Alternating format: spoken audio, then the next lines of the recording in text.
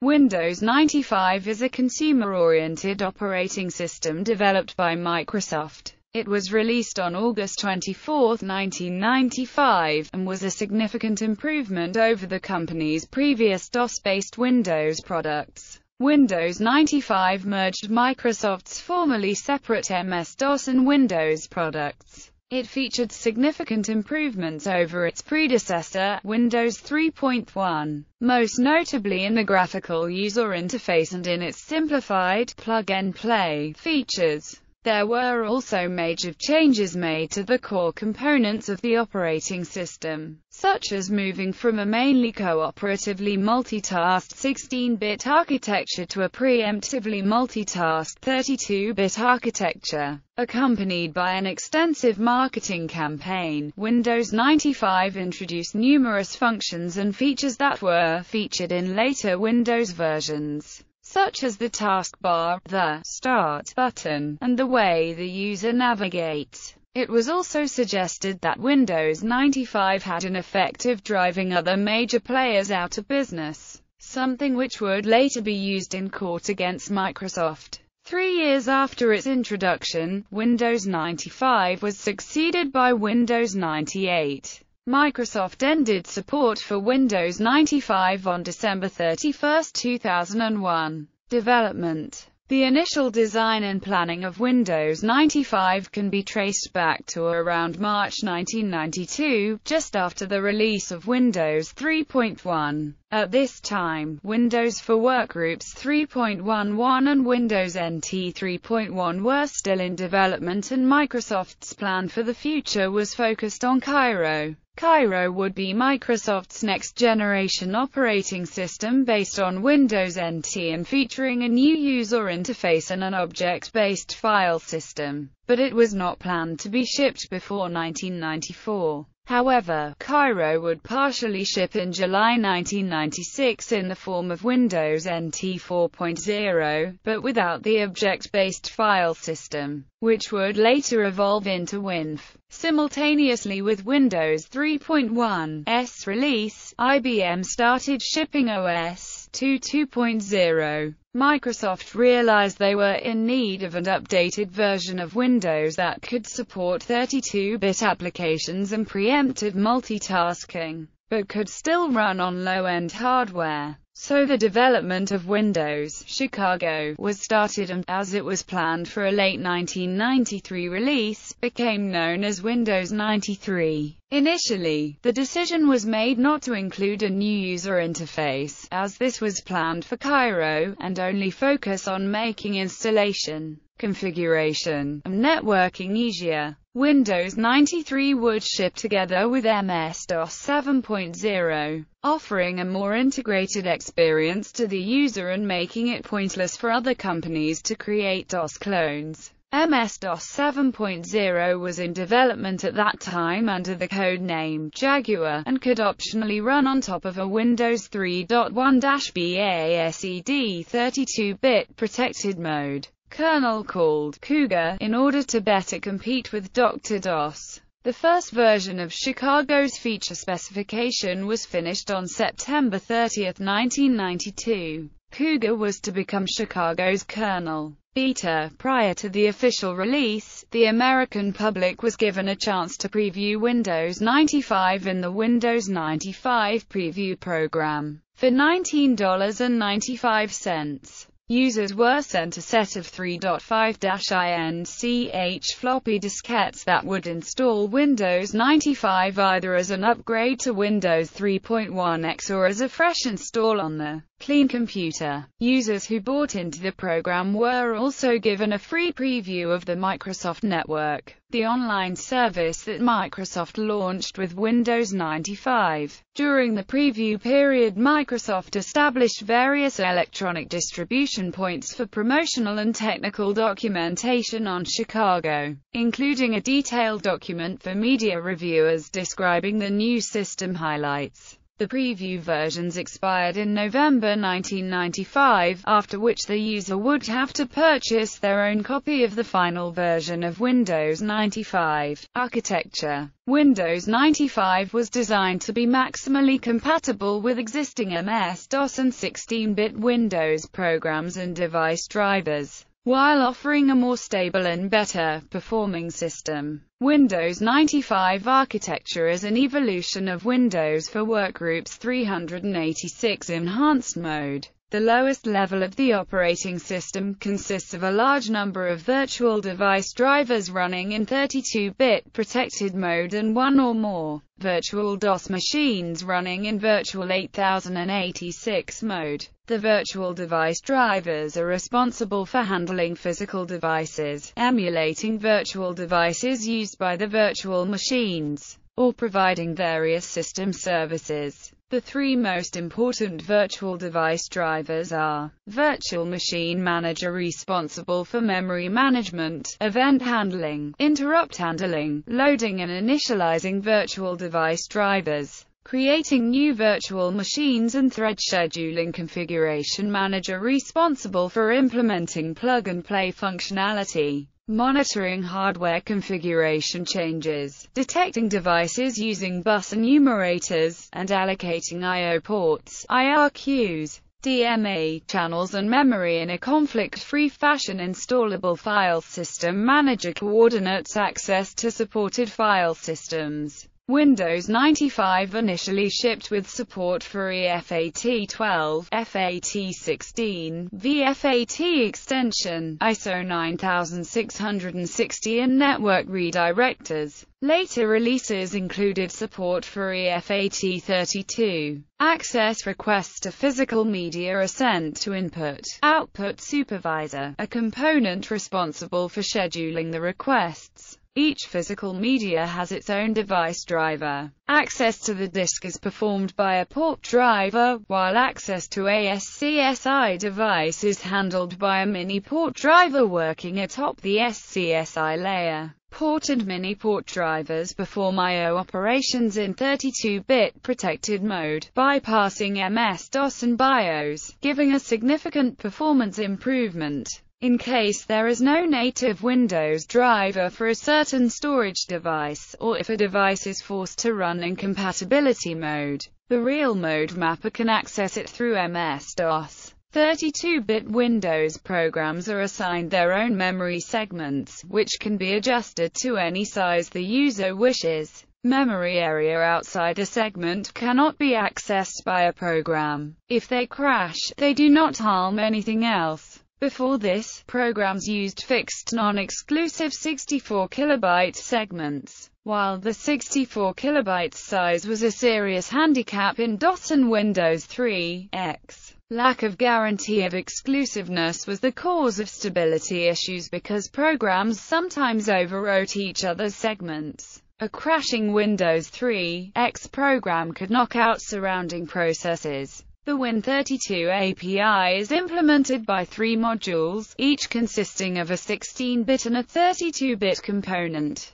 Kernel provides high-level access to memory and process management, and access to the file system. Consists of KRNL 386X, KERNEL 32, DLL, and VWIN 32, VXD. User responsible for managing and drawing the various user interface components, such as windows, menus and buttons. Consists of user X and USER32, DLL. Graphics device interface responsible for drawing graphics in a device-independent way. Consists of GDR X and GDI32, DLL. Dependence on MS-DOS to end users. MS-DOS appears as an underlying component of Windows 95. For example, it is possible to prevent loading the graphical user interface and boot the system into a real-mode MS-DOS environment. This sparked debate amongst users and professionals over the question of to what extent Windows 95 is an operating system or merely a graphical shell running on top of MS-DOS. When the graphical user interface is started, the virtual machine manager takes over the file system-related and disk-related functionality.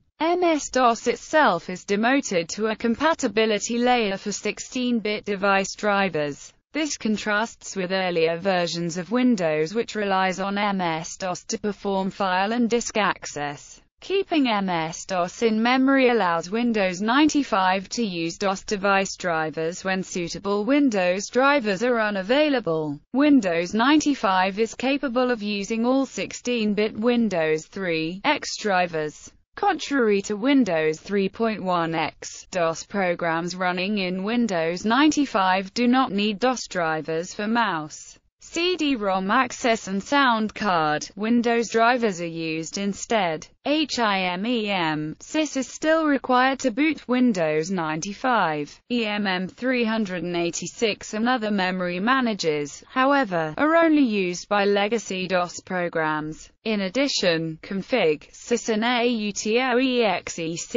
BAT settings have no effect on Windows programs. DOS games, which could not be executed on Windows 3.x, can run inside Windows 95. As with Windows 3.x, DOS programs that use EGA or VGA graphics modes run in windowed mode. On startup, the MS-DOS component in Windows 95 responds to a press F8 key by temporarily pausing the default boot process and presenting the DOS boot options menu, allowing the user to continue starting Windows normally, start Windows in safe mode or exit to the DOS prompt. As in previous versions of MS-DOS, there is number 32-bit support and DOS drivers must be loaded for mice and other hardware. As a consequence of being DOS-based, Windows 95 has to keep internal DOS data structures synchronized with those of Windows 95 when starting a program, even a native 32-bit Windows program. MS-DOS momentarily executes to create a data structure known as the program segment prefix. It is even possible for MS-DOS to run out of conventional memory while doing so, preventing the program from launching. Windows 3.x allocated fixed segments in conventional memory first. Since the segments were allocated as fixed, Windows could not move them, which would prevent any more programs from launching. Microsoft partially removed support for file control blocks in Windows 95 OS R2. FCB functions cannot write to FAT32 volumes, only read them. User interface. Windows 95 introduced a redesigned shell based around a desktop metaphor. The desktop was repurposed to hold shortcuts to applications, files, and folders, unlike Windows 3.1 where it was used to display running applications. Running applications were now displayed as buttons on a taskbar across the bottom of the screen, which also contains a notification area used to display icons for background applications, a volume control, and the current time. The Start menu, invoked by clicking the Start button also contained on the taskbar, was introduced as an additional means of launching applications or opening documents, while maintaining the program groups used by its predecessor, Program Manager. It now displayed applications within cascading submenus. The previous File Manager program was also replaced by Windows Explorer. In 1994, Microsoft Corporation designers Mark Malamud and Eric Gavriluk approached Brian Eno to compose music for the Windows 95 project. The result was the 6-second startup music sound of the Windows 95 operating system, the Microsoft Sound. When released for Windows 95 and NT4, Internet Explorer 4 came with an optional Windows Desktop update, which modified the shell to provide new features integrated with Internet Explorer, such as Active Desktop and additional updates to Windows Explorer. Some of the user interface elements introduced in Windows 95, such as the desktop, taskbar, start menu, and Windows Explorer File Manager, remained fundamentally unchanged on future versions of Windows. Technical improvements. Windows 95 included support for 255-character mixed-case long file names and preemptively multitasked protected mode 32-bit applications. Long file names 32-bit file access is necessary for the long file names feature introduced with Windows 95 through the use of the VF-AT file system extension. It is available to both Windows programs and MS-DOS programs started from Windows. Competing DOS-compatible operating systems released before Windows 95 cannot see these names. Using older versions of DOS utilities to manipulate files means that the long names are not visible and are lost if files are moved or renamed, as well as by the copy, if the file is copied. During a Windows 95 automatic upgrade of an older Windows 3.1 system, DOS and third-party disk utilities which can destroy long file names are identified and made unavailable. When Windows 95 is started in DOS mode, e.g., for running DOS programs, low-level access to disks is locked out.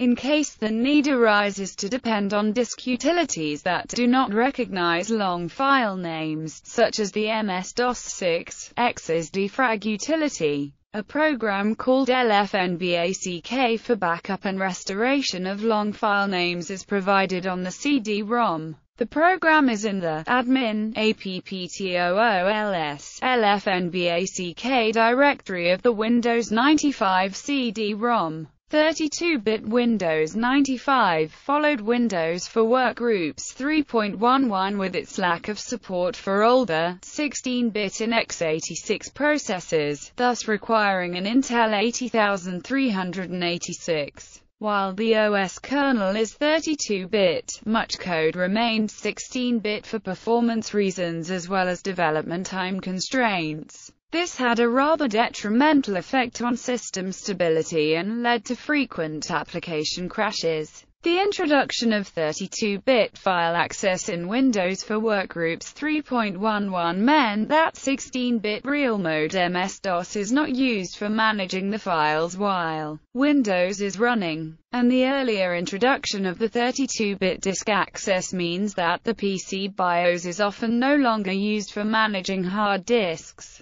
DOS can be used for running old-style drivers for compatibility, but Microsoft discourages using them, as this prevents proper multitasking and impairs system stability. Control Panel allows a user to see which MS-DOS components are used by the system. Optimal performance is achieved when they are bypassed. The Windows kernel uses MS-DOS-style real-mode drivers in safe mode, which exists to allow a user to fix problems relating to loading native, protected mode drivers. System requirements. Official system requirements were an Intel 80386DX CPU of any speed, 4 MB of system RAM, and 50 to 55 MB of hard drive space depending on features selected. These minimal claims were made in order to maximize the available market of Windows 3.1 converts. This configuration would rely heavily on virtual memory and was suboptimal for productive use on anything but single-tasking dedicated workstations. Also, in some cases, if any networking or similar components were installed, the system would refuse to boot with 4 MB of RAM. It was possible to run Windows 95 on a 386SX, but this led to even less acceptable performance due to its 16-bit external data bus. To achieve optimal performance, Microsoft recommends an Intel 80486 or compatible microprocessor with at least 8 MB of RAM. Windows 95 may fail to boot on computers with more than approximately 480 MB of memory. In such case, reducing the file cache size or the size of video memory can help. The theoretical maximum according to Microsoft is 2 GB. Windows 95 was superseded by Windows 98 and could still be directly upgraded by both Windows 2000 Professional Edition and Windows Me. On December 31, 2001, Microsoft ended its support for Windows 95, making it an obsolete product according to the Microsoft Lifecycle Policy. Even though support for Windows 95 has ended, the software has occasionally remained in use on legacy systems for various purposes. In addition, some video game enthusiasts choose to use Windows 95 for their legacy system to play old DOS games. Although some other versions of Windows such as Windows 98 can also be used for this purpose. Most copies of Windows 95 were on CD-ROM, but a floppy version could also be had for older machines. The retail floppy disk version of Windows 95 came on 13 DMF formatted floppy disks, while OSR 2.1 doubled the floppy count to 26.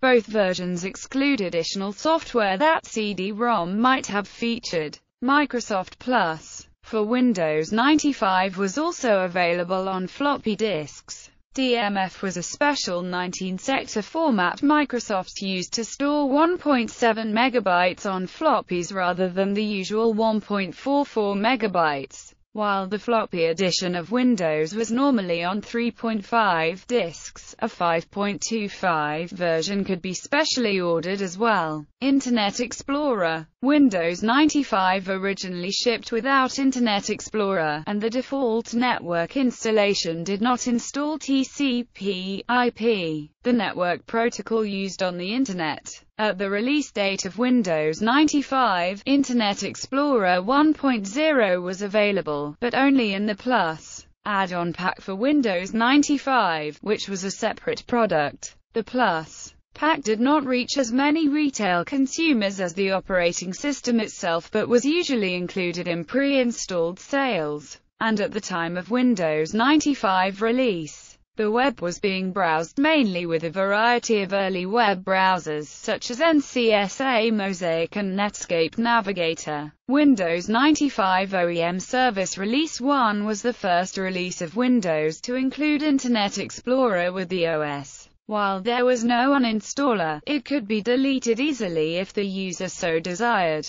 OEM Service Release 2 included Internet Explorer 3. The installation of Internet Explorer 4 on Windows 95 gave Windows 95 active desktop and browser integration into Windows Explorer, known as the Windows Desktop Update. The CD version of the last release of Windows 95, OEM Service Release 2.5, includes Internet Explorer 4, and installs it after Windows 95's initial setup and first boot is complete. Only the 4X series of the browser contained the Windows Desktop Update features, so anyone wanting the new shell had to install IE4 with the Desktop Update before installing a newer version of Internet Explorer. The last version of Internet Explorer supported on Windows 95 is Internet Explorer 5.5, which was released in 2000. Windows 95 shipped with Microsoft's own dial-up online service called the Microsoft Network.